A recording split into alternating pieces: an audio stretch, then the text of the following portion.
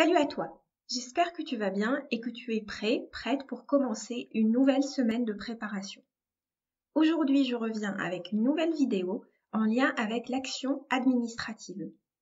Cette vidéo traite des pouvoirs de police. Avant de commencer, n'oublie pas de t'abonner à la chaîne. Donc la vidéo sera construite autour de 3 parties. La première partie permet de distinguer les pouvoirs de police générale des pouvoirs de police spéciale. La deuxième partie permet de distinguer la police administrative de la police judiciaire. Enfin, la troisième et la dernière partie traite des pouvoirs de police du maire. Première partie, police générale, police spéciale. Donc pour commencer, la police générale est une police qui est en charge du maintien de l'ordre public, donc toutes ses composantes, sécurité, salubrité, tranquillité et bon ordre, dans un territoire donné, au regard de tous les administrés qui s'y trouvent et des activités qui s'y déroulent. 2 conditions de légalité sont nécessaires. La première, c'est que les mesures de police générale sont plus restrictives que celles édictées au titre de la police spéciale. Deuxièmement, les mesures sont justifiées par un contexte local. Les polices spéciales ont quant à elles des objets précis ainsi qu'une organisation et un fonctionnement régis par des textes particuliers. Comment ces pouvoirs de police sont coordonnés? Si ces pouvoirs de police sont cumulés par une même autorité, alors il y a des limites qui sont fixées par la loi et, en général, il y a une complémentarité entre les autorités compétentes. Deuxième partie, police administrative versus police judiciaire. Donc la police administrative a un but préventif, tandis que la police judiciaire a un but répressif.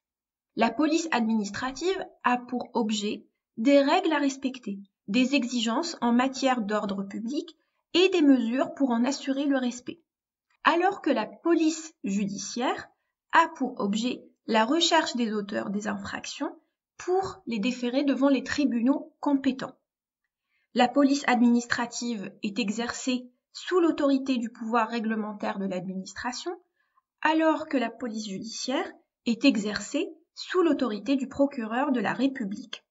Enfin, la police administrative est exercée sous le contrôle du juge administratif, tandis que la police judiciaire est exercée sous le contrôle du juge judiciaire. Voilà pour la deuxième partie de cette vidéo. Dernière partie, le maire peut cumuler des pouvoirs de police administrative et de police judiciaire. Il s'agit d'une compétence exclusive du maire qui est délégable uniquement à un de ses adjoints. Cette compétence n'est pas délégable au conseil municipal, elle n'est pas délégable non plus au directeur général des services et elle n'est pas délégable à une société de sécurité privée. En cas de carence du maire, il y a le préfet qui a un pouvoir de substitution. Enfin, on peut rappeler que dans le cadre d'une intercommunalité, il est possible de créer une police intercommunale. Dernier point, comment les pouvoirs de police du maire se matérialisent? Ces pouvoirs se matérialisent par des arrêtés de police du maire qui font l'objet d'une publicité et d'une motivation.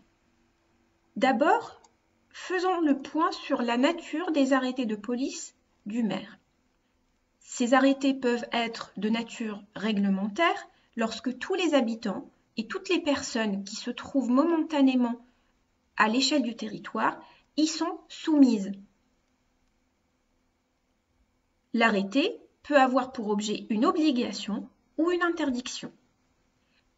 Un arrêté de police du maire peut être également de nature individuelle lorsqu'il interdit, défend ou pose une injonction vis-à-vis d'un habitant. L'arrêté du maire doit faire l'objet d'une motivation. Dans le cas d'un arrêté individuel, il s'agit d'une décision individuelle défavorable et dans le cas d'un arrêté réglementaire, les décisions ont une portée générale. Enfin, l'arrêté doit faire l'objet d'une publicité. Dans le cas d'un arrêté réglementaire, il s'agit d'un affichage public Et si la commune fait plus de 3500 habitants, alors l'arrêté est publié au recueil des actes administratifs. Enfin, lorsque l'arrêté est individuel, alors il est notifié à l'intéressé individuellement. Voilà, c'est tout pour aujourd'hui. J'espère que cette vidéo t'a plu, qu'elle t'a apporté une meilleure compréhension des pouvoirs de police. N'hésite pas à la liker en appuyant sur le pouce bleu et à t'abonner à la chaîne pour recevoir les notifications des nouvelles vidéos. À très bientôt!